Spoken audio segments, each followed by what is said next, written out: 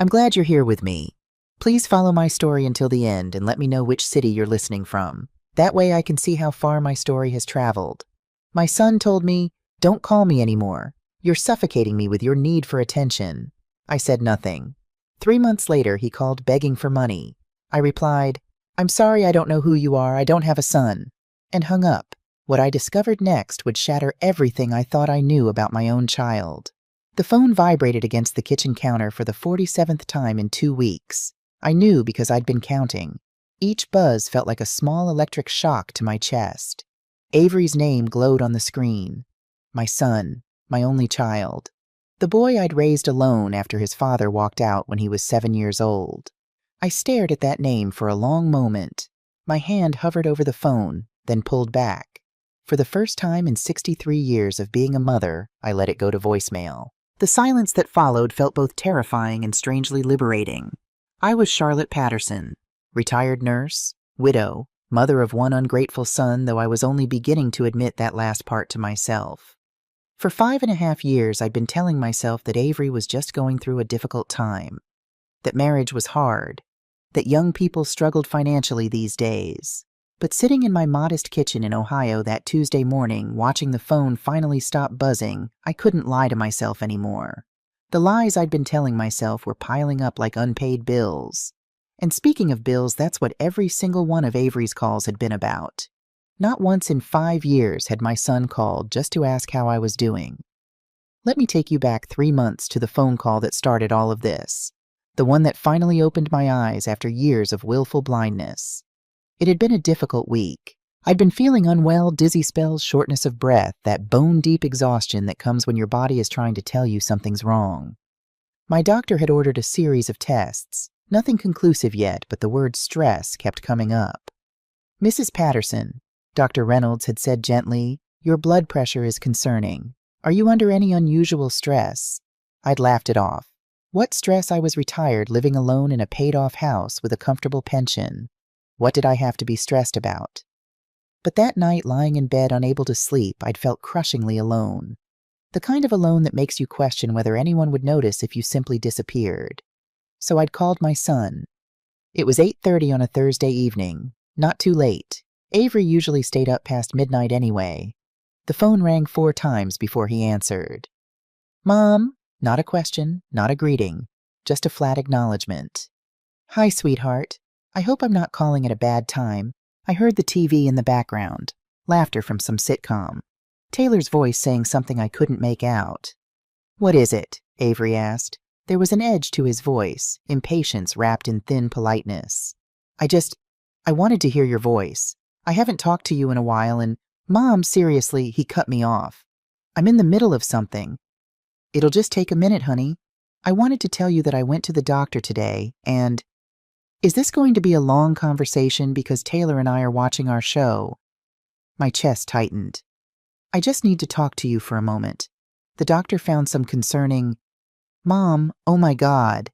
His voice rose with irritation. "I don't have time for this right now. Can you call me tomorrow?" "Avery, I'm your mother. I just need 5 minutes. That's when he said it. The words that would replay in my mind on an endless loop for the next 3 months. "Don't call me anymore. I'm tired of you asking for attention all the time. You're suffocating me with your constant need for validation. I have a life. Okay, I can't be your emotional support animal." The line went dead. I sat there in my living room phone, still pressed to my ear, listening to the dial tone. The lamp in the corner cast long shadows across the walls. On the mantel, photographs smiled at me. Avery as a baby, chubby-cheeked and laughing. Avery's graduation, me beaming with pride in my nurse's uniform because I'd come straight from a double shift. Avery's wedding to Taylor, him handsome in his tuxedo, me standing slightly to the side, already being pushed to the margins. In every photo, I was smiling, proud, loving, giving everything I had. Had I been blind this entire time, I didn't sleep that night. Instead, I did something I should have done years ago. I opened my laptop and pulled up my bank statements. The numbers told a story I'd been too desperate or too naive to see. I created a spreadsheet. Old nursing habits die hard. We were taught to document everything and started entering data. Down payment for house $15,000, March 2019. Taylor's medical emergency, $8,000, July 2019. Car repair, $4,000. October 2019. Emergency dental work, $3,500. January 2020. Furniture for the nursery when Taylor was pregnant, $6,000. May 2020. My hands stilled on the keyboard. That pregnancy. Taylor had miscarried, she'd said. They'd needed money for medical bills after the loss. Another $4,000. But something nagged at me. I opened Facebook. I rarely used it, but I had an account and searched for Taylor's profile. Her photos were public. I scrolled back to 2020, to those months when she was supposedly pregnant. There, a photo from May 2020. Taylor at a bar with friends holding a martini, wearing a tight dress that showed a flat stomach. The caption, "Girls' Night Out, blessed and living my best life." The date was stamped right there. May 15th, 2020. The same month I'd sent money for nursery furniture. The same month Taylor was supposedly in her second trimester. My stomach dropped like a stone into cold water. I kept scrolling. More photos. Taylor at a restaurant, expensive-looking steaks on the table. Taylor showing off a new designer purse. Taylor on a girls' weekend in Miami that was the weekend they'd called me crying about being short on rent. I went back to my spreadsheet. The pattern became clearer with each entry. Credit card debt, $12,000. August 2020. Legal fees for wrongful termination case, $9,000. February 2021. Rent, utilities, groceries, an endless stream of emergencies, $18,000 total. Various dates. The final number at the bottom of the spreadsheet made me feel physically ill. Total $568,500. Over 5.5 years. I sat back in my chair as the morning sun started to creep through my kitchen window. My tea had gone cold hours ago. $68,000 that I'd given them without question, without hesitation, because that's what mothers do. That's what I thought love meant. But when had they given anything back? When had Avery called just to check on me? When had they visited without needing something? I pulled out a notebook. I needed to see it in writing, needed it to be real, and started making a different kind of list. Thanksgivings they'd promised to come but canceled last minute. 4 Christmas I spent alone because Taylor's family needed them more. 2, my 60th birthday party they missed because of work. 1 times I fell and broke my wrist, and Avery visited during 6 weeks of recovery. 0 times I called during cancer scare last year and got sent to voicemail. 7 birthday cards I'd sent that were never acknowledged. 5 Mother's Day calls I'd made that went unreturned. 3 times they'd asked how I was doing. 0. The final number was the most damning of all. Times I'd made excuses for them, countless. How many times had I told myself they were busy, they were young, they were under stress? Marriage is hard. They'll come around when things settle down. They never settled down. There was always another emergency, another crisis, another reason they needed money but couldn't spare 5 minutes to actually talk to me. When had I stopped being a mother and become just an ATM machine? Chapter 4. The Reckoning. I didn't call Avery back that day, or the next day, or the week after that. For the first time in my life, I existed in a silence of my own choosing. At first it felt wrong, like I was abandoning my duty, but slowly something shifted. I went to my doctor's appointments alone. When the test results came back, just stress, Dr. Reynolds confirmed probably anxiety. I celebrated alone with a cup of chamomile tea in my empty kitchen. But the kitchen didn't feel quite so empty anymore. I started going to the library book club I'd been avoiding for years. Too busy. I'd always said, though busy doing what, waiting by the phone for Avery to call and need something, I volunteered at the local animal shelter on Tuesday mornings. There was a senior cat named Bernard, a grumpy orange tabby that nobody wanted because he was old and set in his ways. I understood Bernard. We became friends. I had coffee with my old friend Margaret from the hospital. She'd been trying to get me to meet up for months, but I'd always had some excuse. This time when she suggested lunch, I said yes. "Charlotte," she'd said, looking at me across the table at the diner, "you look different." Different how? Lighter, like you've put down something heavy you've been carrying. She was right. For 12 weeks I hadn't heard from Avery. No calls, no texts, no emails. And instead of feeling abandoned, I felt free. Until that Tuesday morning when the phone rang for the 47th time. Chapter 5. The Demand. This time I answered. "Mom." Avery's voice was tight, strained. "Mom, thank God. Why haven't you been answering?" I said nothing. Let him talk. We've been trying to reach you for 2 weeks. We really need your help. It's urgent. Still silence from me. Mom, are you there? I'm here, Avery. Okay, good. Listen, we're in a really bad situation. Taylor's car broke down completely. The transmission is shot, and she's going to lose her job if she can't get to work. We need $3,500 by Monday, or they're going to repossess the car, and then she'll have no way to get to work, and… Avery, I interrupted calmly. Do you remember what you said to me 3 months ago? Silence on his end. Then what? You told me not to call you anymore. You said I was suffocating you, that you didn't have time for my constant need for validation. Oh, his voice shifted, became defensive. Mom, come on. I was stressed. I didn't mean it like that. You can't seriously still be upset about that. I wasn't calling for validation, Avery. I was calling because I'd been to the doctor and I was scared. Okay, I'm sorry, but can we talk about this later? This is kind of an emergency right now. Something cold and crystalline formed in my chest. Clarity, sharp as ice. Do you know what day it was when you told me not to call you? What no? Why does that matter? It was my birthday, Avery. I'd turned 63 years old that day, and I was calling my son because I was alone and frightened, and I wanted to hear his voice. Another pause. Then incredibly, okay, but that was 3 months ago. Can you please focus on the present situation? You didn't even remember it was my birthday. Mom, seriously, we don't have time for this guilt trip. We need that money by Monday or Taylor loses her job and then we'll lose everything. Have you called in the last 3 months to apologize? Have you called once in 12 weeks to say you were sorry, to ask how I was, to even acknowledge that you spoke to me like I was nothing? His voice rose. I thought you weren't answering. How was I supposed to apologize if you weren't picking up? You've called 47 times in the last 2 weeks, Avery. Every single call went to voicemail. Not once did you leave a message saying I'm sorry. Not once did you say I love you.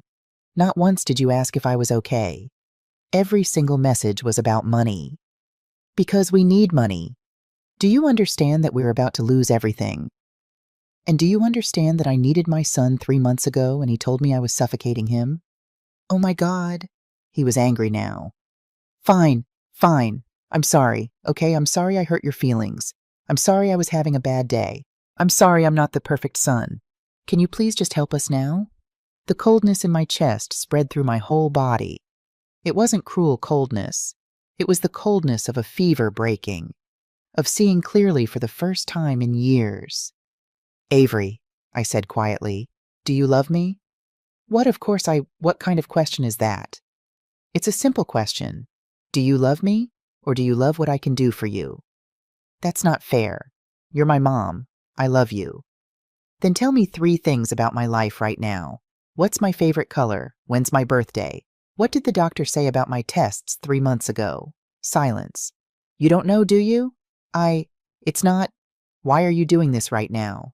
Because I finally understand something, Avery.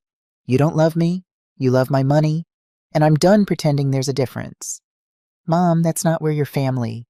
Family asks how you're doing. Family visits. Family calls on your birthday. Family shows up when you're scared and alone. You're not family, Avery. You're a stranger who happens to share my DNA and wants access to my bank account. You're being ridiculous. We've always been there for you. When? My voice rose for the first time. When have you been there for me? Name 1 time in the last 5 years. Silence again. Longer this time. That's what I thought, I said. I'm sorry about your car trouble, Avery. I truly am. But I don't help strangers anymore. I'm learning to help myself instead. You can't be serious. You're going to let us lose everything because you're mad about 1 comment I made months ago. No, I'm going to let you face the consequences of your choices because I finally understand that's the only way you'll ever learn to stand on your own 2 feet. Mom, I hung up. My hands were shaking, but not with fear. With something like exhilaration. I'd never done that before. Never stood up for myself. Never said no. The phone rang again immediately. I turned it off. Then I sat down at my kitchen table, opened my laptop, and typed 3 words into a search engine: elder financial abuse. What I found there would change everything. The website for the National Center on Elder Abuse loaded slowly on my old laptop. I started reading, and with each paragraph, my stomach sank lower. Financial exploitation of the elderly is one of the most common forms of elder abuse. Warning signs include family members or caregivers who show excessive interest in the elder's finances. I thought of Avery asking detailed questions about my pension, my savings when I'd receive payments. Sudden changes in bank accounts or banking practices. The year I'd added Avery as an authorized user on my checking account, just in case of emergency. He'd never used it, but he had access. Unexplained withdrawals from accounts or transfers between accounts. I made a note to check that tomorrow at the bank. Pattern of giving money in response to emotional manipulation, $68,500. Elders' reluctance to discuss finances or changes in financial situation.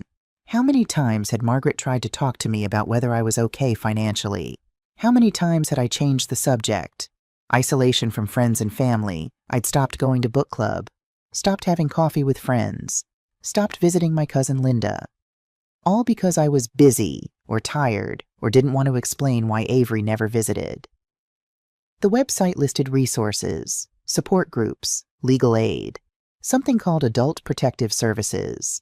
I was reading about power of attorney documents when my phone still off buzzed with what must have been its 50th call. I didn't turn it on to check. Instead, I called Margaret. "Charlotte," she answered on the first ring, warm and concerned as always. "I was just thinking about you. How are you, honey? Margaret, I need your help, and I need you to not judge me for what I'm about to tell you. Sweetheart, I've known you for 30 years. Nothing you say could make me judge you. What's wrong?" So I told her. Everything. The phone call 3 months ago, the $68,000, the fake pregnancy I'd discovered, the pattern of manipulation, the call earlier today and what I'd said. When I finished, there was a long pause. "It's about damn time," Margaret finally said. "What, Charlotte, I've been watching this happen for 3 years. 3 years. I've wanted to say something, but every time I tried, you'd defend him or make excuses or change the subject. Why didn't you push harder? Because you weren't ready to hear it. You are now. I feel like I'm betraying him. He's my son, Margaret." "No, honey. He betrayed you. Repeatedly. You're not betraying him by protecting yourself. You're finally loving yourself as much as you've always loved him."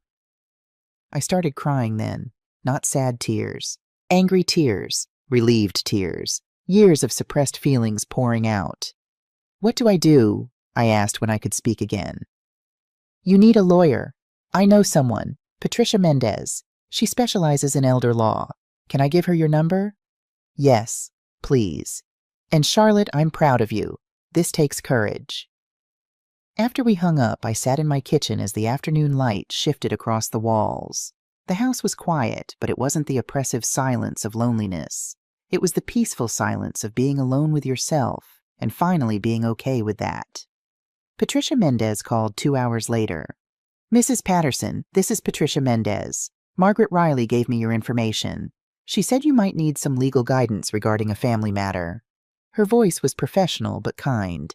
I liked her immediately. "I do. I think my son has been financially exploiting me, and I don't know what to do about it. Can you tell me what's been happening?" I told her the story again. It was getting easier each time, the shame fading with each retelling.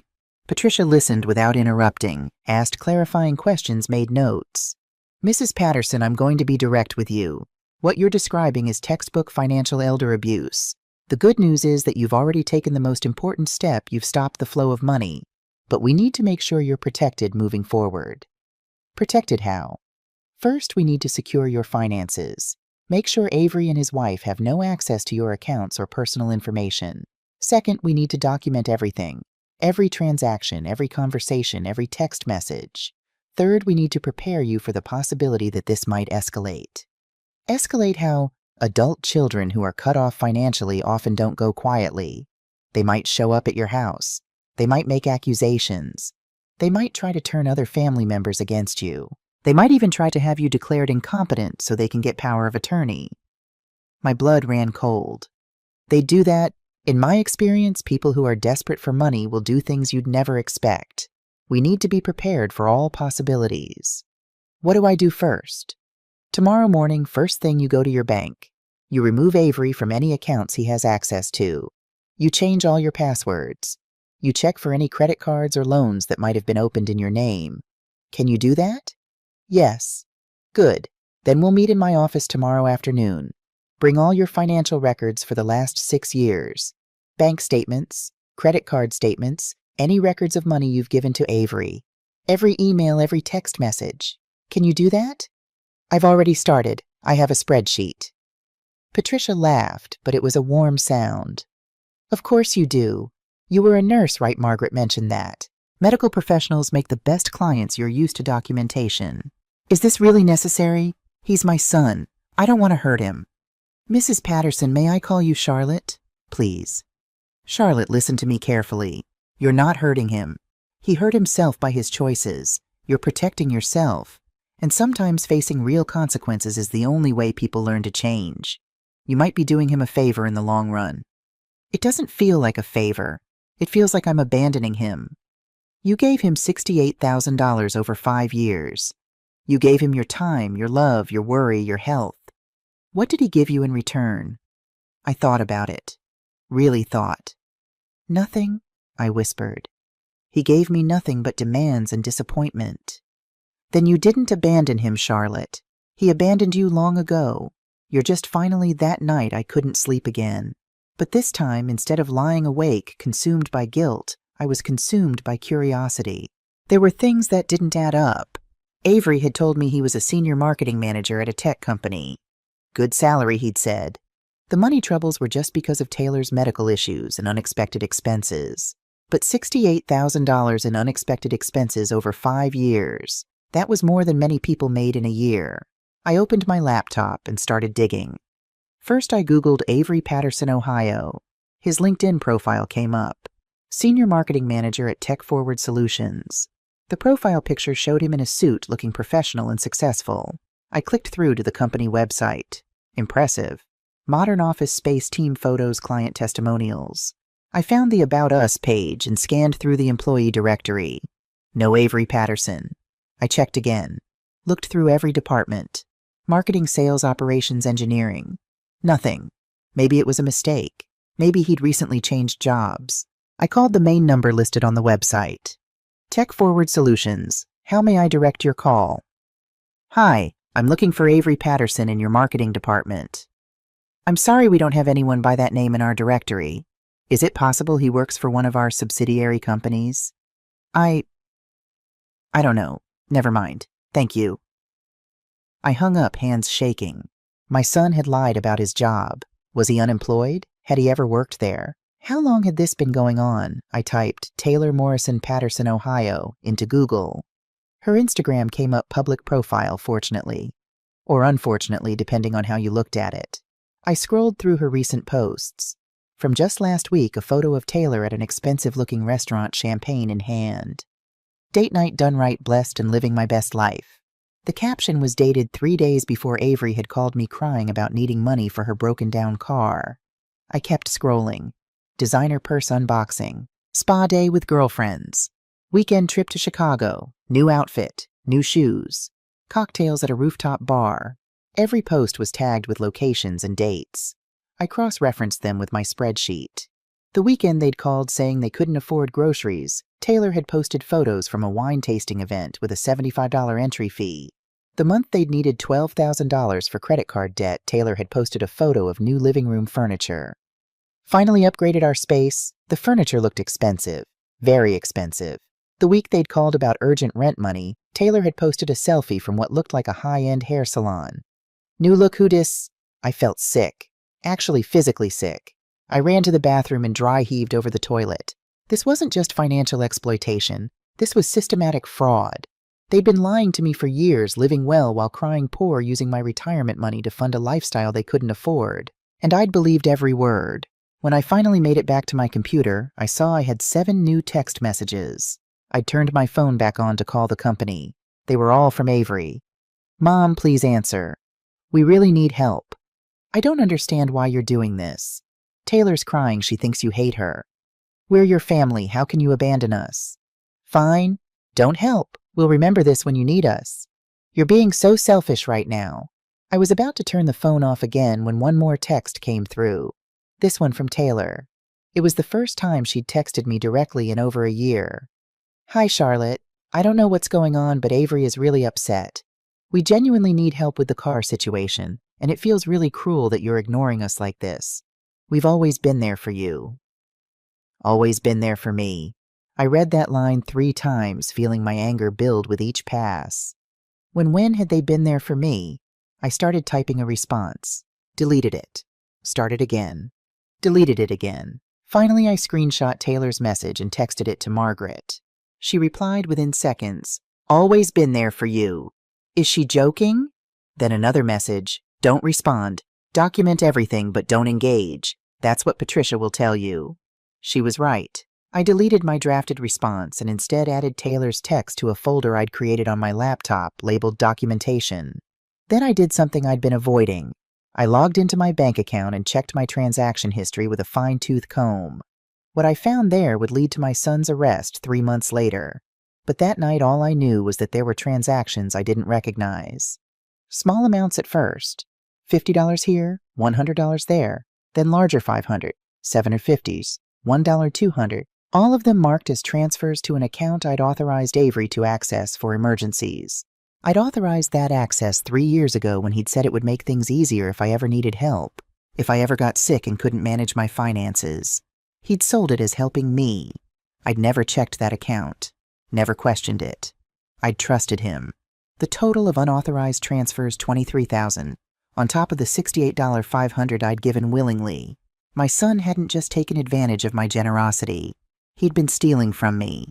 I took screenshots of everything, saved them to 3 different places, my laptop, a flash drive, and the cloud. Then I compiled everything into a detailed document for Patricia. By the time I finished, it was 4:00 a.m. The sky was starting to lighten outside my kitchen window. Birds were beginning their morning chorus. I made myself a cup of chamomile tea and sat at my kitchen table watching the sunrise. Somewhere in the last 12 hours, I'd crossed a line. There was no going back now. This wasn't just about setting boundaries or protecting myself. This was about uncovering what appeared to be systematic fraud. My phone buzzed again. Another text from Avery. We're coming over tomorrow to talk this out face to face. You can't ignore us forever. I forwarded the message to Margaret and Patricia. Patricia's response came quickly despite the early hour. Do not let them in. If they show up, tell them through a closed door that they need to leave. If they refuse, call the police. I'm completely serious, Charlotte. Margaret's response was more succinct. I'm coming over at 9 a.m. You're not dealing with this alone. I wasn't alone anymore. For years, I'd felt isolated, like I only mattered as Avery's mother and source of money. Now I had Margaret. I had Patricia. I had Bernard the grumpy cat who'd adopted me as his person at the shelter. I had myself. And for the first time in a long time, that felt like enough. Margaret arrived at 8:30 the next morning with a bag of fresh bagels and a determined expression. You didn't sleep, did you? She said, taking one look at my face. Not much. Coffee? Please. We sat at my kitchen table, the same table where I'd spent so many sleepless nights waiting for Avery to call. But this morning felt different. I wasn't waiting for anything. I was preparing. Patricia texted me, Margaret said. She wants you to be ready for them to show up. Have you thought about what you're going to say? I'm not going to say anything. I'm not opening the door. Good. Margaret squeezed my hand. Remember, you don't owe them an explanation. You don't owe them anything. At 9:15, I had my appointment at First National Bank. Margaret insisted on driving me. Jessica Chen, the young woman who'd helped me open my savings account years ago, greeted us with a professional smile that faltered when she saw my expression. Mrs. Patterson, how can I help you today? I need to remove my son from all my accounts, checking savings, everything, and I need to make sure no one but me can access them. Jessica's smile disappeared entirely. Oh, is everything all right? It will be, I said. The process took an hour. Paperwork, signatures, new PIN numbers, new debit card. Jessica explained that Avery would receive a notification letter within 5 business days, but until then, technically, he could still access the accounts. However, she said carefully, I can flag your accounts with a note that any unusual activity should be reported to you immediately. Would you like me to do that? Yes, please. And Jessica, I need to see the full transaction history for the joint access account. Every withdrawal, every transfer. Everything for the past 3 years. Something shifted in Jessica's expression. Understanding, maybe, or recognition. She'd probably seen this before. Of course, Mrs. Patterson. Give me just a moment. When she returned with the printout, it was 17 pages long. Margaret and I sat in the bank's small conference room and went through it line by line. The unauthorized transfers I'd seen last night were just the beginning. There were dozens more going back 3 years. Small amounts mostly carefully timed to not trigger any alerts. $50 here, $75 there. Always under 200, the threshold that would have required my secondary authorization. But they added up, and up, and up. Charlotte, Margaret whispered, her finger stopping on a particular entry. Look at this date. It was from 2 years ago. The day after my cancer scare, when I'd called Avery crying because I was terrified and alone. The day he'd sent me to voicemail 7 times. He'd transferred $1,500 from my account that same day. While I'd been waiting for my son to call me back, terrified I might be dying, he'd been stealing from me. My hands started shaking so badly that Margaret had to take the papers from me. How much? I asked. Total. How much did he take? Margaret's lips moved as she calculated. Including what you already found, $28,350. $28,000. Stolen. Not asked for, not borrowed. Stolen. Added to the $68,000 I'd given willingly, my son had taken $96,850 from me in 5.5 years. I need to report this, I said. My voice sounded strange, distant. This is theft. Are you sure? Margaret asked gently. Once you report it, there's no taking it back. The police will get involved. He stole from me while I thought I was dying, Margaret. While I was alone and scared and desperately needed my child, he was robbing me, I'm sure. Jessica knocked softly on the door. Mrs. Patterson, I have the fraud department on the line. They'd like to speak with you about potentially filing a report. The fraud department representative was a woman named Carol, sympathetic but professional. She explained the process, the investigation, the likelihood that this would become a criminal matter. I understand this is your son, Mrs. Patterson. This must be incredibly difficult. Are you certain you want to proceed? I thought about Avery as a little boy climbing into my lap when he had nightmares. I thought about working double shifts to buy him new shoes for school. I thought about missing my own meals so he could have seconds. Then I thought about him telling me not to call him anymore. About him stealing from me while I waited, terrified, for a cancer diagnosis. About the fake pregnancy. The lies. The manipulation. I'm certain, I said. File the report. They showed up at 11 o'clock just as Margaret and I were pulling back into my driveway. Avery's beat-up Honda was already parked on the street. Both he and Taylor were standing on my front porch, Taylor jabbing at the doorbell repeatedly. Oh God, I breathed. It's okay, Margaret said firmly. Remember what Patricia said. You don't let them in. You don't engage. If they won't leave you, call the police. We got out of the car. Taylor spotted us immediately. Charlotte, she waved, her voice bright and false. Thank God you're here. We've been so worried about you. She was dressed nicely, designer jeans, a cashmere sweater that probably cost more than my electric bill. Her blonde hair was perfectly styled. She looked like she was heading to brunch, not begging for money. Avery looked worse. Unshaven, wearing sweatpants and a wrinkled t-shirt. His eyes were red-rimmed. He looked like he hadn't slept. Good, I thought, and then felt guilty for thinking it. Avery, Taylor. I walked toward my front door keys already in hand. You need to leave. Mom, please. Avery stepped forward. We just want to talk. There's nothing to talk about. I've made my position clear. 5 minutes, Taylor said, her voice sugary sweet. That's all we're asking. Just 5 minutes to explain the situation properly. I unlocked my door but didn't open it. Who I let into my home is my choice. I'm choosing not to let you in. Please leave. This is ridiculous. Taylor's sweet tone cracked. We're family, are we? I turned to face them. Margaret stood beside me, solid and supportive. When's my birthday, Taylor? She blinked. What, my birthday? You said we're family. Family knows birthdays. It's in March. August 15th. I turned 63 this year. Avery told me not to call him anymore on my 63rd birthday. Avery flinched. Mom, I explained that. I was stressed. What's my favorite color? What does that have to... What's my favorite color, Avery? You're my son. You've known me for 35 years. What's my favorite color? He opened his mouth, closed it. Blue to green, sage green, like the dress I wore to your wedding. What did my doctor say about my tests 3 months ago? Silence. You don't know because you never asked. You told me not to call, and then you never called to check on me. You don't know anything about my life because you don't care about my life. You only care about my money. That's not true. Avery's voice rose. I love you, Mom. Then why did you steal from me? The words hung in the air like smoke. Taylor's eyes widened. Avery went pale. $28,350, transferred from the emergency account I gave you access to. Unauthorized withdrawals over 3 years. The bank has records of all of it. Those weren't unauthorized. You gave me access to that account.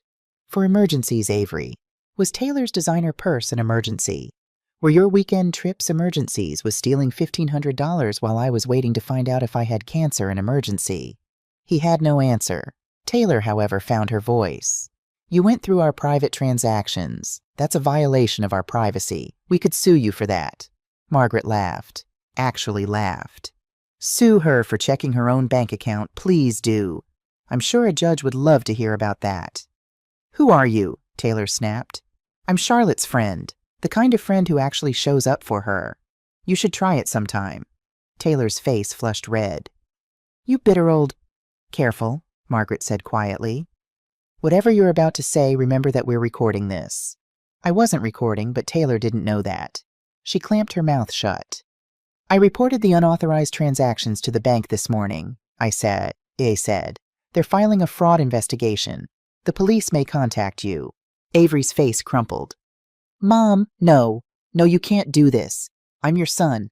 And you're a thief. Those two things can both be true. Please, he was crying now. Please, I'm sorry. I'll pay it all back. Every cent. Just don't do this to me. Don't destroy my life. I'm not destroying your life, Avery. You destroyed it yourself. I'm just refusing to clean up your mess anymore. Taylor grabbed Avery's arm. Come on, we're wasting our time with this bitter old woman. But Avery didn't move. He stared at me with something that might have been real remorse, or might have been fear of consequences. I couldn't tell anymore. Mom, he whispered. Please. Goodbye, Avery. I opened my door. Margaret and I stepped inside. I closed it firmly behind us and turned the deadbolt. Through the door I heard Taylor's voice, sharp and angry. I told you this would happen. I told you she was a selfish bitch. Shut up, Taylor. Don't tell me to shut up. This is your fault. You should have kept her under control. Their voices faded as they walked away. I heard a car door slam, an engine start, tires on pavement, then silence. I slid down against the door, my legs giving out. Margaret sat beside me, wrapping her arm around my shoulders. You did it, she said. You did the hardest thing. Why doesn't it feel better? The text started an hour later. I can't believe you called the police on your own son. Mom, please call me, we can fix this. Taylor says we should get a lawyer. You're making a huge mistake. We're going to lose everything, and it'll be your fault. How can you do this to us? I forwarded them all to Patricia without reading past the first line of each. Her response, do not respond. Save everything. This establishes a pattern of harassment that will be useful later. Margaret stayed with me all day. We had lunch. We watched old movies. We didn't talk about Avery or Taylor. We just existed together, two old friends who'd known each other through decades of life's complications. At 4 o'clock, Patricia called. Charlotte, I got your messages. How are you holding up? I don't know. Numb, maybe? That's normal.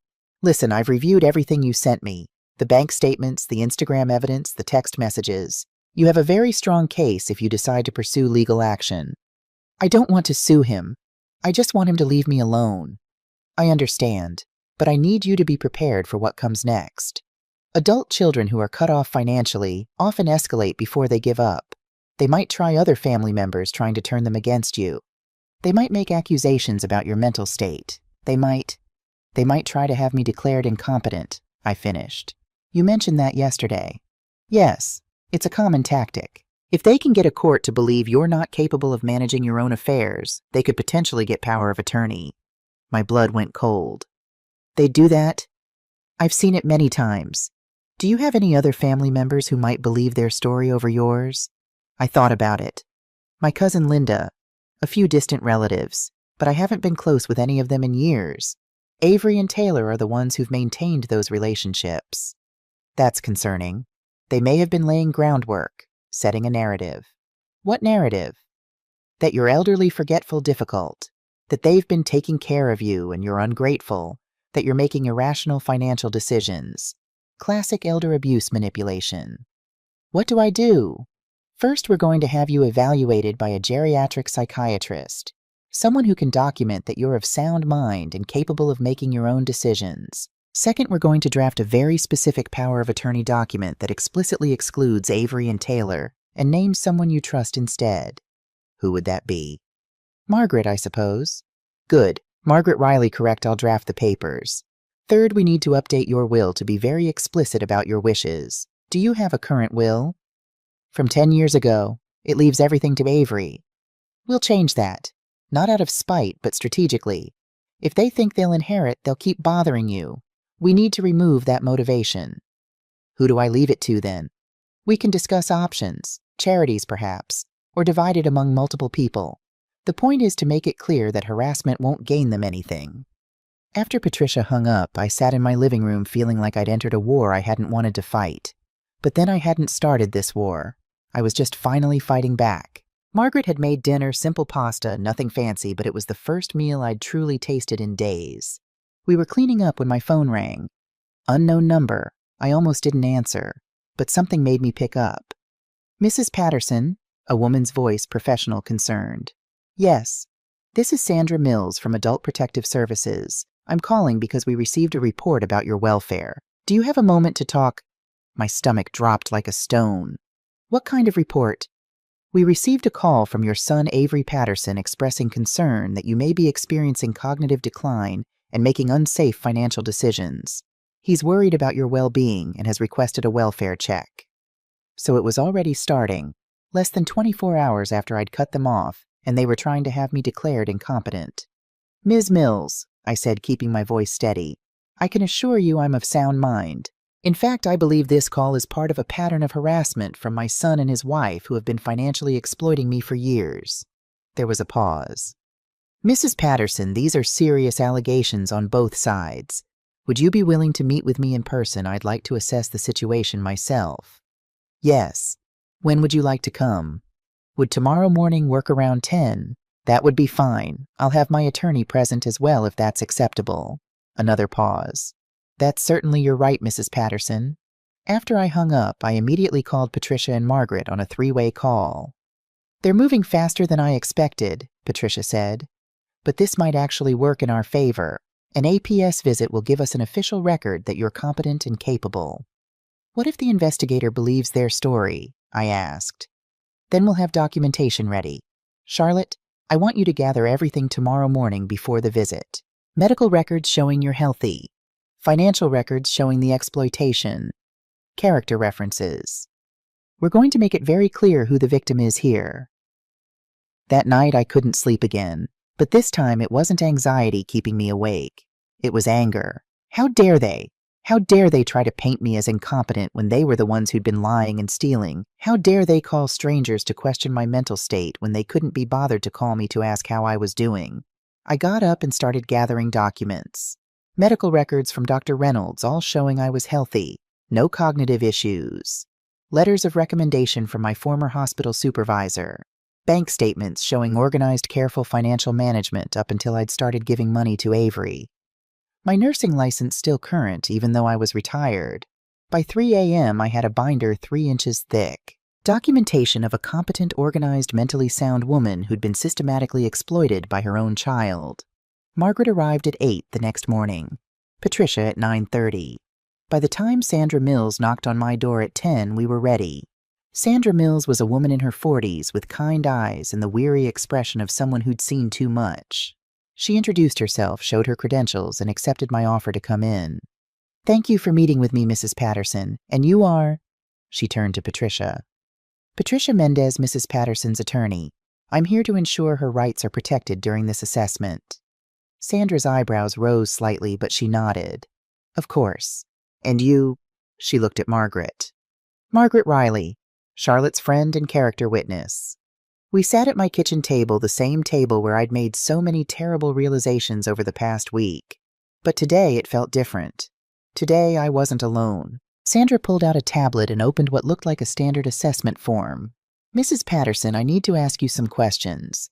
They might seem basic, but they're part of the protocol. Can you tell me what day it is today? Thursday, September 21st. And who is the current president? I answered. Then she asked about my address, my age, my medical history. Basic cognitive assessment questions that I answered easily. Can you tell me about your typical day? Sandra asked. I wake up around 6. I have coffee and read the newspaper. Tuesday mornings I volunteer at the animal shelter. Wednesday evenings I have book club at the library. I manage my own finances, maintain my own home, drive my own car. I'm retired from nursing, but I keep busy. Sandra made notes. Your son expressed concern that you're making irrational financial decisions. Can you tell me about your finances? I'd be happy to. I pulled out my binder. I have a pension from my 40 years as a registered nurse plus Social Security. My house is paid off. I have savings and investments.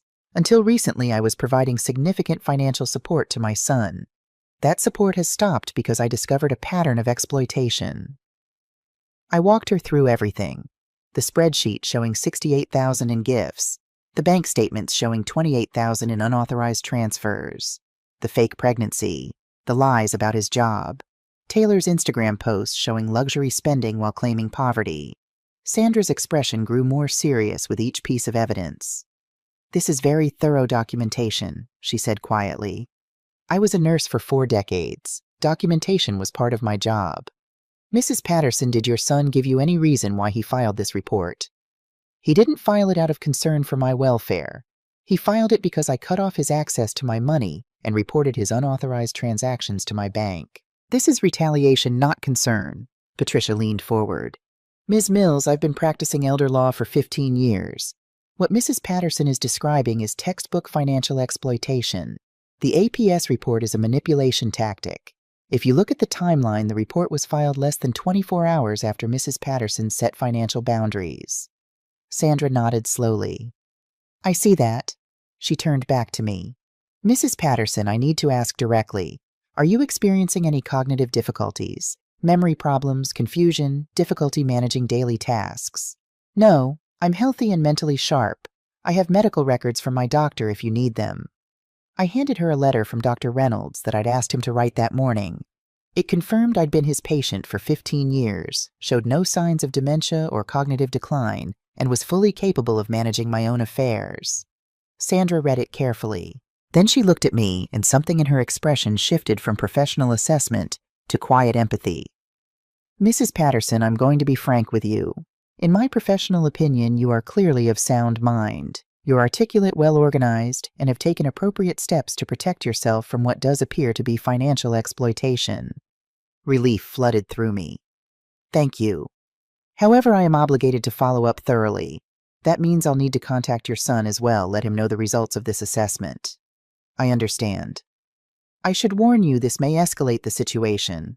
Some people, when they realize this tactic hasn't worked, become more desperate. I'm prepared for that. Sandra closed her tablet. Mrs. Patterson, off the record, you're doing the right thing. I see too many cases where elderly parents continue to enable adult children out of guilt or fear of being alone. Standing up for yourself takes courage. After she left, the 3 of us sat in my kitchen in exhausted silence. You did beautifully, Patricia said. That couldn't have gone better. What happens now? I asked. Now we wait. Sandra will file her report finding no evidence of incompetence or abuse. She'll contact Avery to inform him. And then he'll escalate, Margaret finished. She was right. The Facebook post appeared 2 days later. I only knew about it because my cousin Linda called me confused and upset. Charlotte, it's Linda. I just saw Taylor's Facebook post. What's going on? What post? Maybe you should just look at it yourself. I'll send you the link. My stomach churned as I opened Facebook on my ancient laptop. The The post was long emotional, accompanied by a photo of Taylor and Avery looking somber and stressed. I never thought I'd be writing this, but I need to ask for prayers and support. My mother-in-law, who we've been caring for and supporting, has suddenly turned on us. She's cut off all contact, accused us of things that never happened, and when we tried to get help for her obvious cognitive decline, she lawyered up and called the police on us. We're heartbroken. Avery loves his mom so much, and watching her deteriorate like this is devastating. The doctors say it's probably early-stage dementia, the paranoia, the false accusations, the irrational anger. It's classic. What makes it worse is that we've been sacrificing so much to help her. We've given her money when she couldn't afford her medication. We've driven her to doctor's appointments. We've called constantly to check on her, only to have her accuse us of harassment. If you have aging parents, please watch for the signs. Paranoia, accusations, sudden personality changes. Get them help before it's too late. We waited too long, and now Charlotte has lawyers telling her we're the bad guys when all we've ever done is love her and try to help. Please keep us in your prayers. We're facing financial ruin trying to deal with this situation, but all we want is for Charlotte to get the help she needs. #eldercare and Hallard dementia, #family struggle, #pray for us. The post had been shared 243 times. The comments were full of sympathy and outrage on Taylor's behalf. Poor thing, elder parents can be so difficult. This happened with my MIL too. The paranoia is awful. You're doing the right thing. She needs professional help. Have you tried getting guardianship? Sometimes you have to take control for their own good. I read through the comments feeling sick. Taylor had painted a perfect picture of themselves as long-suffering caregivers, and me as a delusional, paranoid old woman turning on the people who loved her. And people believed it. My phone was already ringing. Other relatives I hadn't spoken to in years calling to check on me or offer support. Some genuinely concerned, others clearly fishing for information, probably already believing Taylor's version. I forwarded the post to Patricia. Her response was immediate. Do not respond publicly. This is defamation and we can use it. I'm documenting everything. Let them dig their own hole. But it hurt. God, it hurt. To see my life twisted into such lies. To see people I'd known for years believing I was the villain in this story. Margaret came over that afternoon and found me crying at my kitchen table. I saw the post, she said quietly, sitting beside me. Everyone thinks I'm crazy. Everyone thinks they're the victims. Not everyone. Linda called me. She doesn't believe a word of it. How do you know? Because Linda's smart and because I told her the truth. I sent her copies of your bank statements, the Instagram posts, everything. She's furious on your behalf. But everyone else doesn't matter, Charlotte. The people who truly know you, who truly care about you, they'll believe you. The rest, let them believe what they want. You know the truth. That's what matters. It doesn't feel like enough. It will. Give it time. That evening, Linda called back. Charlotte, I'm so sorry. I had no idea what they were doing to you. You believe me. Of course I believe you. Margaret showed me everything. I'm horrified. I've known you my whole life. The idea that you're, what did Taylor call it, paranoid and delusional? It's absurd. Thank you, I whispered. You have no idea what it means to hear that. I commented on Taylor's post, told her she should be ashamed of herself for lying about a woman who'd done nothing but help her. She deleted my comment and blocked me within 5 minutes. Despite everything, I smiled. You didn't have to do that. Yes, I did. Family protects family. Real family, not whatever twisted thing Avery and Taylor are doing. After we hung up, I felt marginally better. Not good, but better. Linda believed me. Margaret believed me. Patricia knew the truth.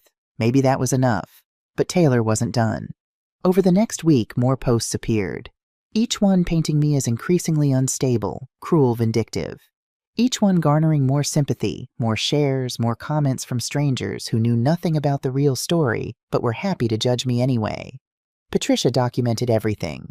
This is actually helping our case, she said. The more she posts, the more she's creating evidence of harassment and defamation. It doesn't feel helpful. I know, but Charlotte, people who weaponize social media like this, they always overplay their hand. Be patient.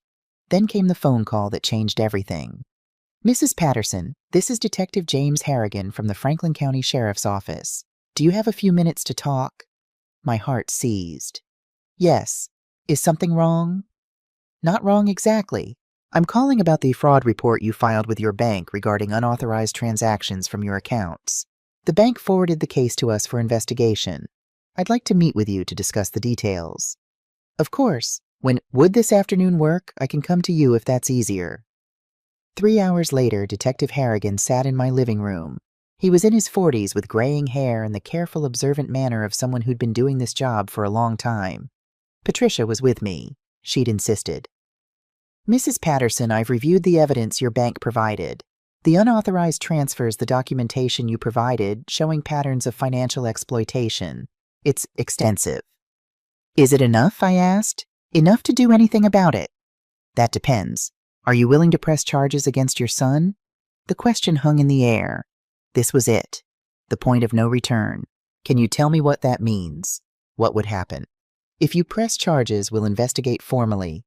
Given the amount involved, over $28,000, and the fact that this happened over multiple years with someone in a position of trust, we're likely looking at felony theft. Your son could face significant jail time. Jail time. My son, in jail. Mrs. Patterson, Patricia said gently, you don't have to decide right now. Actually, Detective Harrigan said, there's something else you should know. He pulled out a folder. In investigating your son's finances, we found some concerning patterns. He has significant gambling debts. Gambling, I stared at him. Avery doesn't gamble. According to our investigation, he does, extensively. Online gambling primarily. He's lost over $130,000 in the past 4 years. The room spun. That's not possible. I have the records here. We were able to access them as part of the fraud investigation. Mrs. Patterson, your son has a serious gambling addiction. The money he took from you, the money you gave him, it all went to gambling debts and to fund more gambling. The medical emergencies, the car repairs, the rent. Some of those may have been real, but most of the money went to online casinos and sports betting. He's in debt to some very dangerous people. Loan sharks. Loan sharks, Margaret breathed. Which is why I need to know if you want to press charges. Mrs. Patterson, your son put you at risk. These people he owes money to, if they thought you had money, you could become a target. I felt cold all over. Are you saying I'm in danger? I'm saying it's a possibility we need to take seriously. Loan sharks don't care about family relationships. They care about getting paid. Oh my God, I whispered. There's one more thing. Detective Harrigan pulled out another document. Taylor Morrison, that's her maiden name. She has a record. 2 prior convictions for fraud. Similar patterns, she targets men who have family money, isolates them from their families, drains their resources, then moves on. She's done this at least 3 times before your son. The room was spinning now. This wasn't just a son making bad choices. This was organized, systematic fraud. Taylor was a professional con artist, and Avery was her mark, or her accomplice, or both. So Avery is a victim too, I asked. Detective Harrigan's expression was carefully neutral. He's both victim and perpetrator, Mrs. Patterson. Taylor likely exploited his gambling addiction, but he made choices too. He stole from you. He lied to you. He put you in danger. Those are his choices, not Taylor's. What do? You press charges against both of them, and you let us protect you while we build the case. I looked at Patricia. She nodded slowly. I looked at Margaret. She squeezed my hand. I thought about Avery as a little boy. Then I thought about him stealing $1,500 while I waited to find out if I had cancer. Press charges, I said, against both of them. The arrests happened 3 days later. I didn't witness them. Detective Harrigan called to inform me it was done. Avery and Taylor had been taken into custody. Bail had been set high because of Taylor's flight risk and history. There'll be a arraigned tomorrow, he said. You don't have to be there, but you have the right to attend if you want. I didn't want. I couldn't face it. But that afternoon I got a call from the county jail, a collect call. You have a collect call from Avery Patterson, an inmate at Franklin County Corrections. Will you accept the charges? My finger hovered over the button. Every instinct screamed to decline. But I accepted. Mom, his voice was broken raw. Mom, please listen to me. I said nothing. I'm so sorry. I'm so sorry. I know that doesn't mean anything. I know I don't deserve forgiveness, but Mom, I need you to know I have a problem, A gambling problem. I've had it for years and I couldn't stop, and I just kept thinking the next bet would fix everything, and he broke down sobbing. I listened to my son cry and felt nothing. No, that wasn't true. I felt sad. But not for him. For the little boy he'd been. For the man he could have been. For the relationship we'd never have. Taylor knew, he continued when he could speak. She knew about the gambling and she encouraged it. She said you owed me, that you owed me for Dad leaving, that I deserved your money. And I believed her because I wanted to believe her. Because it was easier than admitting what I'd become. Why didn't you ask for help? I finally spoke. Why didn't you just tell me the truth? Because I was ashamed. Because I knew you'd be disappointed. Because stealing and lying was easier than facing what I'd done. So you chose to hurt me instead. I didn't think of it as hurting you. I don't know what I thought. I wasn't thinking. I was just desperate and addicted, and Taylor was in my ear telling me it was okay, that you could afford it, that you wanted to help me. I did want to help you, Avery. But not like this. Never like this. I know. I know that now. Mom, I'm going to prison. They said 5 years, maybe more. And I deserve it. I know I deserve it. But I need you to know everything wrong in my life is my fault, not yours. You were a good mom, the best mom. I was a terrible son. Yes, I said quietly. You were. Can you ever forgive me? I thought about it. Really thought. I don't know, I said honestly. Maybe someday. But Avery, I can't be the person who saves you anymore. You have to save yourself. I will. I'm going to get help. Real help. Gambling addiction counseling. Therapy. I'm going to become someone you can be proud of again. Don't do it for me. Do it for yourself. That's the only way it'll stick. I love you, Mom. I love you too, Avery. But love isn't enough anymore. It never was. I hung up. Margaret was there as she'd been there for everything. She didn't ask what he'd said. She just held me while I finally truly grieved for the son I'd lost, not to arrest, but to addiction and manipulation in his own choices years ago. The next day, I attended a support group for victims of elder financial abuse. Patricia had recommended it. I walked into a community center room and found 12 other people, mostly women all over 60, all wearing the same expression of shame and determination. A woman named Joyce led the group. She was 72, a retired teacher. Her daughter had stolen her entire retirement savings. The hardest part, Joyce said, isn't the money. It's accepting that your own child saw you as a resource to exploit instead of a person to love. Everyone nodded. We all understood. I told my story. They listened without judgment. Several people cried not for me but with me in recognition. Afterward, a woman named Helen approached me. She was 75, white hair, perfectly styled, wearing pearls. My son did the same thing, she said quietly. For 10 years. It took me having a stroke and nearly dying before I realized he only came around when he needed something. I cut him off 4 years ago. Do you regret it? Every day, she admitted. But I don't regret protecting myself. And you know what? After about a year of no contact, he finally got help. Went to rehab, got a real job, started acting like an adult.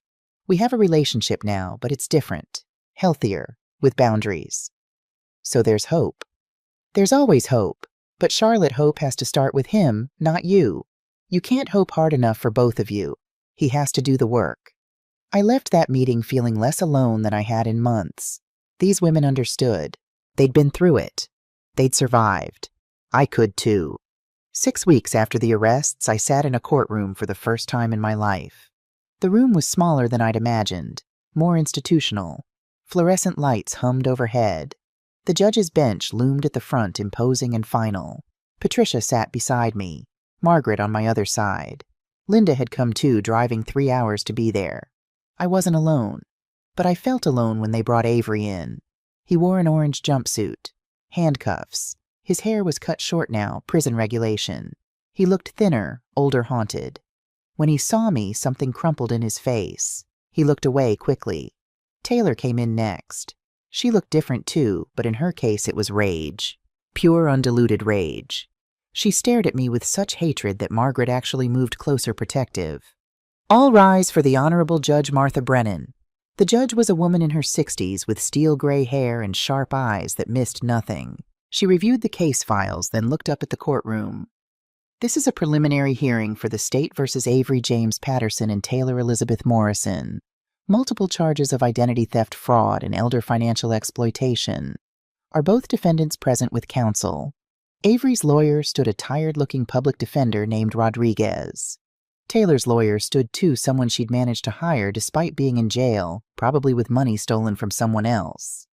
Your Honor, Taylor's lawyer began, my client maintains her innocence. She had no knowledge of any unauthorized transactions. She's a victim here too manipulated by Mr. Patterson, who has a documented gambling addiction. Patricia leaned over and whispered, she's throwing him under the bus. The judge looked unimpressed. Ms. Morrison, I have your prior convictions here. 2 counts of fraud with nearly identical patterns. You're asking me to believe you're a victim. Those were different circumstances, Your Honor. I'm sure they were. Bail remains at $50,000. Next. Taylor's face flushed red. She turned and glared at Avery, who stared at the floor. Mr. Patterson, Judge Brennan said, your lawyer has indicated you wish to make a statement. Avery stood slowly. His hands shook. Yes, Your Honor. Go ahead. I want to plead guilty to all charges. I don't want to drag this out or make my mother go through a trial. I did what they say I did. I stole from her. I lied to her. I hurt her. And I'm sorry. The courtroom was silent. Even the judge looked slightly surprised.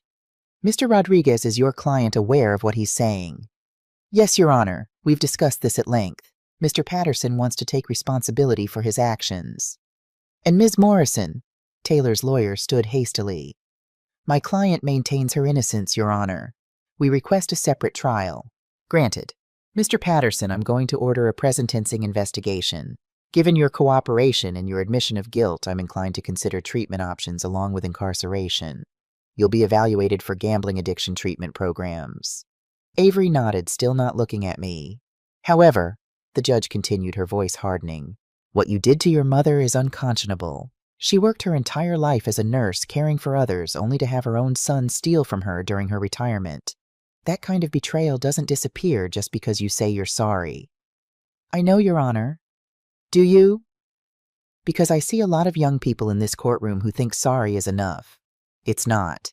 Sorry doesn't give your mother back the $68,000 she gave you willingly or the $28,000 you stole. Sorry doesn't give her back the peace of mind she lost. Sorry is just a word. Avery's voice broke. I know. I know sorry isn't enough. Nothing's enough. But it's all I have left. Judge Brennan studied him for a long moment. We'll see. Sentencing is scheduled for 8 weeks from today. Bail remains at $25,000. The bailiff moved to take Avery away. As he turned, he looked at me for the first time. His eyes were red, devastated. I looked back. I didn't smile. I didn't nod. I just looked. Then they took him away. 2 weeks later, I received an unexpected phone call. Mrs. Patterson, my name is Brian Morrison. I'm Taylor's ex-husband. I sat down slowly. Why are you calling me? Because I just found out what she did to you and your son. And I wanted to warn you Taylor doesn't stop, even from jail. What do you mean? She contacted me. Wanted me to testify on her behalf, say she was a good person, that Avery manipulated her. When I refused, she threatened me. Said she had friends who could make my life difficult. Friends? Taylor knows dangerous people, Mrs. Patterson. The kind of people who don't mind doing illegal things for money. I wanted you to know you need to be careful. Lock your doors. Vary your routine. Consider a security system. My blood ran cold. You think she'd actually hurt me? I think Taylor is capable of anything when she feels cornered. She ruined my life. Stole my savings, destroyed my credit, turned my family against me. It took me 3 years to rebuild. I don't want that to happen to you. Thank you for warning me. One more thing. When they investigate her phone records from jail, they'll find something. I guarantee it. Taylor's too arrogant to believe she'll get caught.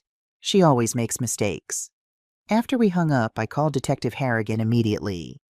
I was actually about to call you, he said. We've been monitoring Taylor's phone calls and visitor logs from jail. She's been in contact with some concerning individuals. Brian Morrison called me. He said she threatened him. That tracks with what we're seeing. Mrs. Patterson, I'm going to be direct. We believe Taylor may try to intimidate you before her trial, either directly or through associates. I'd like to arrange some additional security for you. What kind of security? Regular patrol car drive-bys, a panic button system for your home, and I'd strongly suggest you stay with someone for a while. Do you have somewhere you can go? She can stay with me, Margaret said. She'd been listening on speakerphone. My house has an alarm system and my neighborhood is very active. Lots of people around all the time. That would be ideal, Detective Harrigan said. So I packed a bag and moved into Margaret's guest room. It felt strange being 63 years old and essentially going into hiding. But Brian's warning had shaken me. That night, lying in Margaret's comfortable guest bed, I couldn't sleep.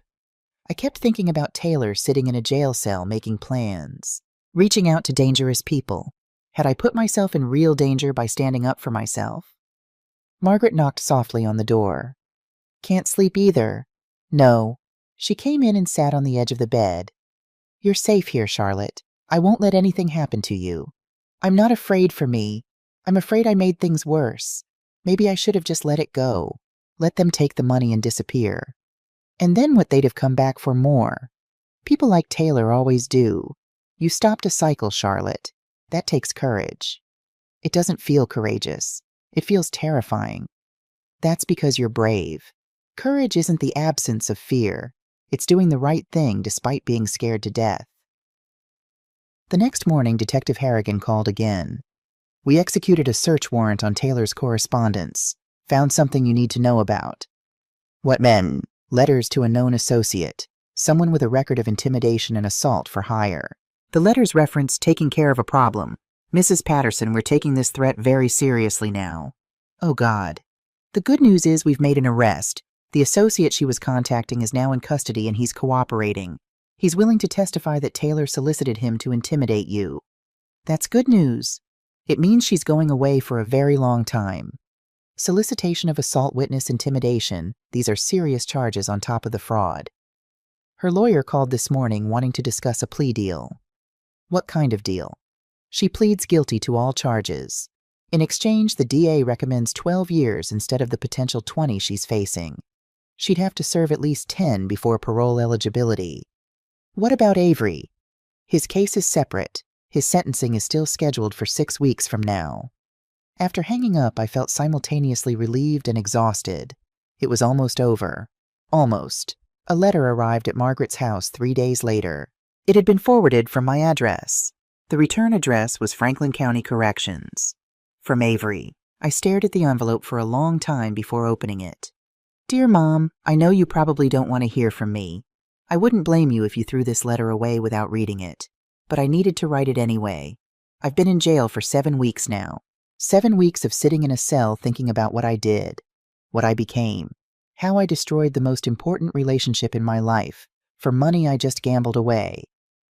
The jail has a counselor who specializes in addiction. I've been meeting with him 3 times a week. For the first time in 4 years, I'm not gambling. Can't gamble in here. And without the noise of that addiction in my head, I can finally see clearly. I see how sick I was, how Taylor exploited that sickness. But Mom, she didn't make me steal from you. She didn't make me lie. She didn't make me tell you not to call me on your birthday. Those were my choices. My cruelty, my selfishness. I'm an addict. That's not an excuse, it's just a fact. And addicts hurt the people who love them most because we know they'll forgive us. We know they'll keep giving us chances. We exploit that love until there's nothing left. You were right to cut me off. You were right to call the police. You were right to protect yourself from me. I'm grateful you did, actually, because hitting rock bottom, really hitting it, was the only thing that could have saved my life. I heard about what Taylor tried to do, about the threats. Mom, I'm so sorry. When I found out, I went to the guards immediately and gave them information about her contacts people. She knew things she'd said. It's not much, but it's all I can do from in here to protect you. I'm going to plead guilty. I'm going to accept whatever sentence the judge gives me, and I'm going to spend that time getting better, really better. Not for you, I know I don't deserve another chance with you, but for myself, so I can look in the mirror someday and not hate what I see. I don't expect you to write back. I don't expect forgiveness. I don't expect anything. I just needed you to know I finally understand what I threw away. And I'm sorry. I love you, Mom. I should have said it more. I should have shown it every day. I didn't. But it's true. Your son Avery. I read the letter 3 times. Then I folded it carefully and put it in my purse. Margaret found me in the kitchen an hour later staring at my tea. What's wrong? I got a letter from Avery. I handed it to her. She read it slowly, then looked up at me. How do you feel? I don't know. Part of me wants to believe him. Part of me thinks this is just another manipulation. What does your gut say? I thought about it. Really listened to that quiet inner voice I'd ignored for so long. My gut says he means it. This time. But meaning it isn't enough. He has to actually do the work. So what are you going to do? I'm going to go to his sentencing. I'm going to hear what the judge says. And then I'm going to make a decision about whether there's any possibility of a relationship in the future. But Margaret, even if I decide to eventually have contact with him, it won't be the same. It can't be. No, she agreed. It can't. But maybe it can be something better, something healthier, with boundaries. Maybe, I said, but I didn't really believe it yet. The courtroom was packed on the day of Avery's sentencing, not with supporters with other victims. Detective Harrigan had explained that in cases of gambling addiction and fraud, there were often multiple victims. Avery owed money to loan sharks, yes, but he'd also borrowed from friends, colleagues, even former classmates. People had come to make victim impact statements. I sat in the front row with Patricia, Margaret beside me, Linda on my other side. Judge Brennan entered and we all stood. We're here for the sentencing of Avery James Patterson. Mr. Patterson, please stand. Avery stood. He looked better than he had at the preliminary hearing. Cleaner, more clear-eyed, but devastated. Mr. Patterson, I've reviewed your presentencing report. I've read letters from your addiction counselor from other inmates who've witnessed your commitment to recovery from your mother. She looked at me. Mrs. Patterson, your letter was very moving. I'd written it late one night, pouring out my conflicting feelings. I'd talked about the son Avery had been the man he'd become, and the possibility slim but real that he might find his way back to being someone I could be proud of. Your Honor, Avery's lawyer stood. My client wishes to address the court. Go ahead, Mr. Patterson. Avery turned to face the courtroom, to face me. I don't have much to say that I haven't already said. I'm guilty of all of it. I stole from my mother. I lied to her. I treated her like an ATM machine instead of the woman who sacrificed everything to raise me alone. His voice cracked, but he continued. I have a gambling addiction. That's not an excuse, it's an explanation. And I'm getting help for it. Real help. But addiction didn't make me cruel. It didn't make me tell my mother not to call me on her birthday. That was just me being selfish and terrible. He looked directly at me now. Mom, I know you're here. I can't look at you because I'm too ashamed. But I need you to know you did the right thing. Cutting me off, calling the police, protecting yourself. You saved my life by refusing to enable me anymore. I just wish it hadn't taken losing you to figure that out. He turned back to the judge. I'm ready to accept whatever sentence you give me, Your Honor, and I'm going to use that time to become someone my mother could be proud of again. Even if she never wants to see me again, I owe her that much. The courtroom was silent. Judge Brennan studied Avery for a long moment. Mr. Patterson, I've been a judge for 23 years. I've seen a lot of people stand where you're standing and say they're sorry. Most of them are just sorry they got caught. But I believe you might actually be sorry for what you did. She opened the sentencing guidelines. The charges you've pleaded guilty to carry a maximum sentence of 7 years. However, given your cooperation, your guilty plea, your commitment to addiction treatment, and frankly the compelling letter from your mother, I'm prepared to show some leniency. Avery's lawyer looked hopeful. You are sentenced to 3 years in the Ohio State Correctional System. However, this sentence will be suspended after 18 months if and only if you successfully complete an intensive gambling addiction treatment program, maintain perfect conduct, and make restitution to your victims. Thank you, Your Honor, Avery whispered. I'm not finished. You will also be required to attend Gamblers Anonymous meetings for 5 years following your release. You will be on probation for 3 years. And Mr. Patterson, if you violate any of these conditions, you will serve the full sentence. Am I clear? Yes, Your Honor. Crystal clear. Mrs. Patterson. The judge looked at me again. Do you wish to make a statement? I hadn't planned to, but I stood slowly. Your Honor, for 5 years, I enabled my son's addiction without knowing it. I gave him money, I made excuses, I looked away from warning signs because I didn't want to see them. I thought that's what love meant, saying yes, always yes. My voice steadied. I was wrong. Real love means boundaries. Real love means letting people face consequences. Real love means saying no when yes would hurt them more. I hope my son learns that. I hope he becomes the man I raised him to be. But whether he does or not, I've learned to love myself enough to protect myself. And that's something I should have learned a long time ago. I sat down. The courtroom was absolutely silent. Well said, Mrs. Patterson, Judge Brennan said quietly. Mr. Patterson, you have an extraordinary mother. I hope someday you deserve her. Court is adjourned. The coffee shop was busy on a Saturday morning. I sat by the window watching people pass by on the street. It was a beautiful spring day, the kind of day that makes you glad to be alive. My phone buzzed. A text from Margaret Still, meeting Joyce for lunch. I'm making my famous lasagna tonight if you want to come over. I smiled and texted back. Wouldn't miss it. Life had changed so much in 6 months. I'd moved back into my own house, which now had a security system and new locks. I'd joined the elder advocacy group that Joyce ran, and we'd successfully lobbied for stronger elder protection laws in Ohio. I'd even testified before the state legislature. I'd started painting again, something I'd loved in my youth but had abandoned for lack of time. My living room now had 3 canvases in progress. I'd adopted Bernard from the shelter. He was curled up on my couch right now, probably napping in the sun. I had coffee with Margaret twice a week, lunch with Linda once a month, book club every Wednesday, volunteer work on Tuesdays. My life was full, not lonely, not empty, full. The bell above the coffee shop door chimed. I looked up. Avery walked in. He looked different, healthier. He'd gained some weight back. His eyes were clear. He was wearing civilian clothes he'd been released to a halfway house 2 weeks ago as part of his treatment program. This was our first meeting since the sentencing. He'd asked through his counselor if I'd be willing to see him. I'd thought about it for a week before saying yes. He saw me and stopped.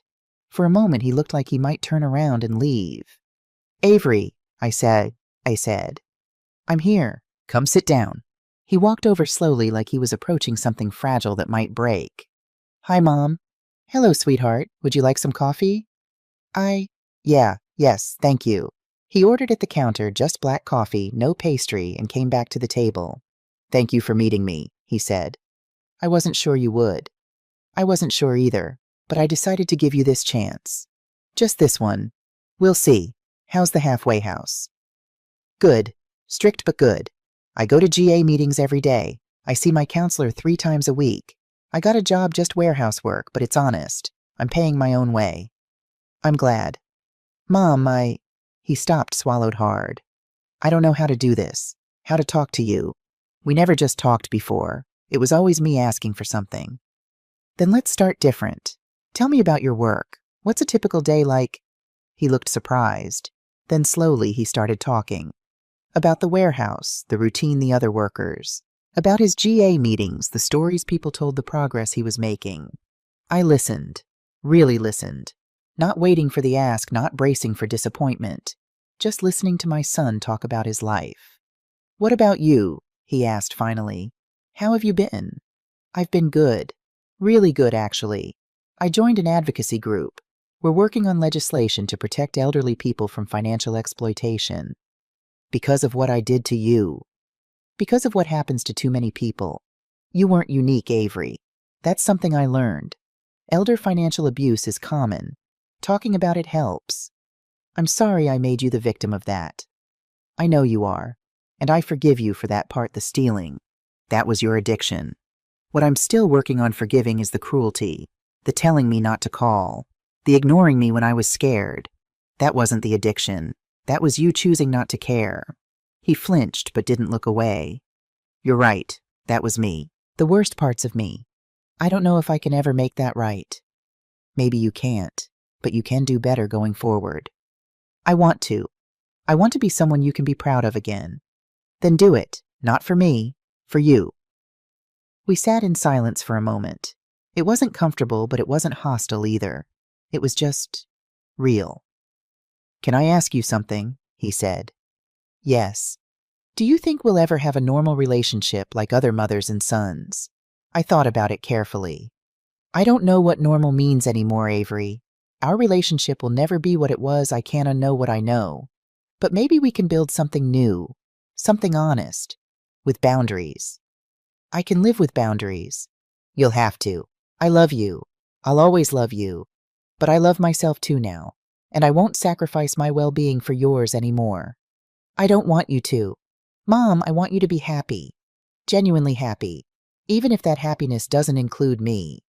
It might include you, someday, if you keep doing the work. I will. I promise. Don't promise me. Just do it. We finished our coffee. He told me about his plans, continuing treatment, building his savings, eventually going back to school. Not for marketing this time. Something real. When it was time to leave, he stood awkwardly. Can I hug you?